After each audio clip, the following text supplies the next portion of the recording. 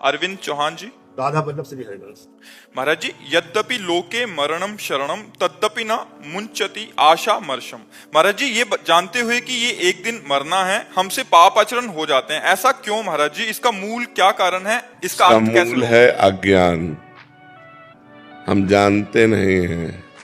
हम विष्ठा को विष्ठा जानते हैं तो कभी उसका प्रयोग करते हैं क्या? नहीं करते। हम जानते नहीं हैं पर जानते हुए मानते हैं अपने को। जैसे स्वप्न में जगा हुआ पुरुष नहीं होता और अपने को जगा हुआ देखता है, तभी तो स्वप्न में क्रियाएं करता है। वो स्वप्न में बातचीत कर रहा है, स्वप्न में जा रहा है, स्वप्न में मारपीट हो रही, स्वप्न में प्यार व्यवहार हो रहा है, लेकिन कुछ होता है क्या? वो तो सोता हुआ पुरुष है, स्वाप्निक पुरुष है। ऐसे ही अभी हम मोह निद्रा में सो रहे हैं और ये स्वप्न देख रहे हैं तो हमें लगता है हम जग रहे हैं। जब जग जाओगे तब ज्ञान में जगा हुआ पुरुष माना जाता है। जिस समय तुम जग जाओगे तो असत वस्तुओं को मलवत बमनवत विष्ठावत त्याग दोगे। रमा विलास राम अनुरागी तजत बमन जिम जन बड़ भागी। जैसे उल्टी को आप नहीं खाओगे, जैसे मल का प्रयोग नहीं किया जाता है, जैसे विष का प्रयोग नहीं करते खाने में, ऐसे ही हम अपने जीवन में गंदे आचरणों को, जिनको जानते हैं कि ये पाप कर्म है, वो कर्म हमसे होंगे ही नहीं। जब हम असलियत में जान जाएंगे तो ये जानना कब होगा?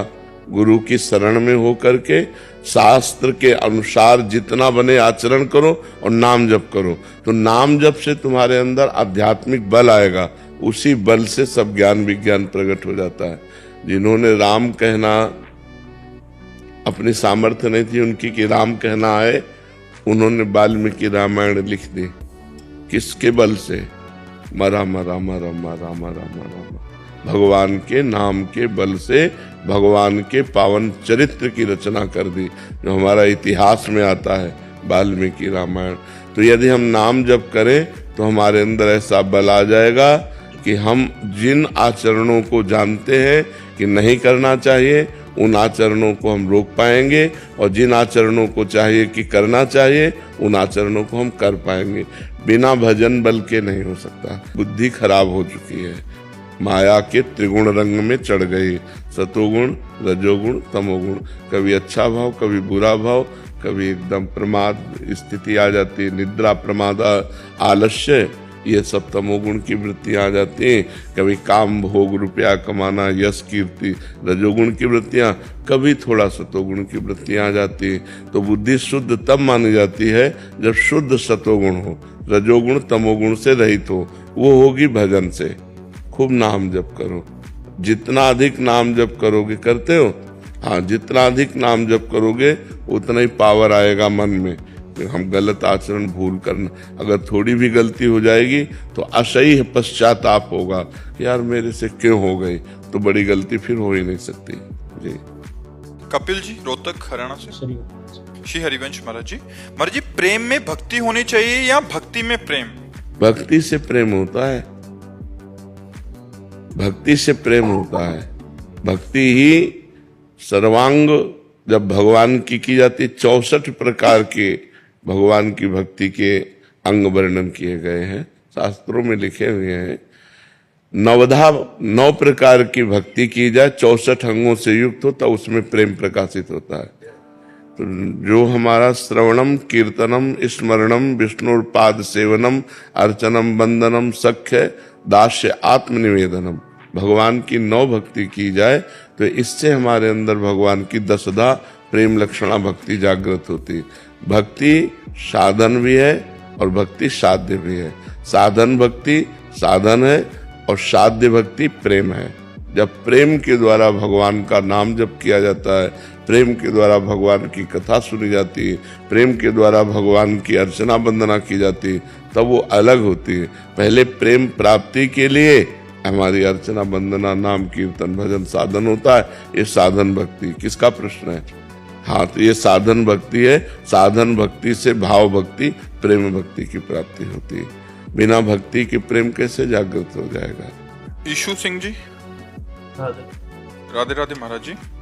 महाराज जी, मैं ईमानदारी से जीने, दूसरों की मदद करने और गलत रास्ते पर नहीं चलने का प्रयास कर रहा हूँ, लेकिन मुझे लगातार दर्द उसमें महाराज जी पूरा कहानी लिखा है इन्होंने, फिर आगे लिखा है मेरी आत्मा अभी थक चुकी है, लेकिन ये सबकी आत्मा फंसी हुई है, तुम्हारी नहीं है।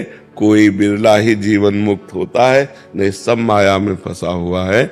और ये जो हमें आज है कि हम बहुत अच्छे आचरण से चलते हैं और हम कोई अधर्म आचरण नहीं करते, फिर भी हमको दुख मिलता है, ये हमारे पूर्व कर्मों का फल है, भोगना पड़ता है।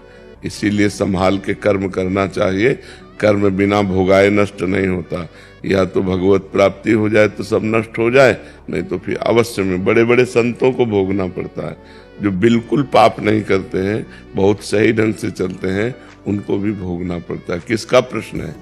हाँ, तो ये बात समझ लो। तो इससे अच्छाई ना छोड़ो, जो अच्छे आचरण कर रहे हो वो यथावत करते रहो, दूसरों की भलाई करते रहो।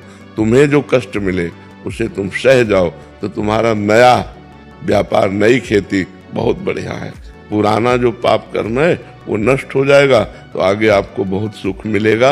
अगर अगला जन्म भी हुआ तो बहुत अच्छे कुल में, बहुत अच्छी सुख साम्राज्य में, और बुद्धि भी शुद्ध रहेगी। तो दूसरों की भलाई करने जैसा धर्म नहीं है, पर साथ में नाम जप करते रहो। नाम जप करते हुए दूसरों की भलाई करते रहो, तुम्हारा मंगल ही होगा, कभी अमंगल नहीं होगा। अगर दुख आ रहा है तो हमारे पूर्व कर्मों से आ रहा है। बड़े बड़े संतों को कष्ट भोगना पड़ा है, किसी के कैंसर, किसी के ये, तो पूर्व जन्मों का पाप जो है वो भोगना पड़ा है। महाराज जी, अगर पूर्व में गलत काम हो गए हैं तो अब राधा नाम का सहारा ले लिया है, तो इसी जन्म में श्री जी मिल जाएंगे महाराज जी? हाँ, इस जन्म में मिल जाएंगे, लेकिन पूरी ब्रक पक्की लगनी चाहिए। अब लो नसानी, अब ना आज तक किया, अब नहीं करेंगे। ऐसे हमारे इतिहास में बहुत से महापुरुषों के चरित्रों में लिखा है, जो पहले वैश्यागामी थे, पहले हिंसक चोर डाकू थे, लेकिन जिस दिन से बदले फिर अब लो निशानी, अब ना निशानी। अगर हमसे पाप हो गए हैं और हम नाम जप कर रहे हैं, इससे सारे पाप नष्ट हो जाएंगे तब, जब अब नया पाप नहीं करोगे तब।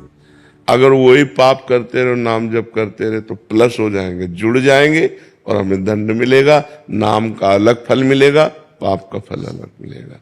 अगर आज से हम पाप नहीं करते हैं तो हमारे नाम जप के प्रभाव से पूर्व के सारे पाप भस्म हो जाएंगे, और मुझसे इसी जन्म में भगवत प्राप्ति हो जाएगी। खूब डट के नाम जप करें, पर डरे, पाप कर्म से डरे। पाप एक अंधियारा है, एक दुख है, एक विपत्ति है, एक महान विघ्न है, जो हम कर देते हैं वो सुरक्षित जमा रहता है, फिर हमको दंड देता है। और जब दंड देता है तब हम अच्छे कर्म कर रहे होंगे, तो फिर हमें संशय होता है कि क्या अच्छे कर्म का फल दंड होता है क्या? लेकिन पूर्व का पाप का दंड आया, और अच्छे कर्म अब जो है वो आगे हमें सुख देंगे। जैसे गेहूं की फसल बो तो तुरंत थोड़ी काट लोगे कि एक मन गेहूं खेत में बिखेर दिया तो हम दूसरे दिन काट ले, नहीं, 6 महीना, 4 महीना, 5 महीना, 6 महीना में जब फसल आती तब उसी में वो 40 मन एकत्रित कर लेता है।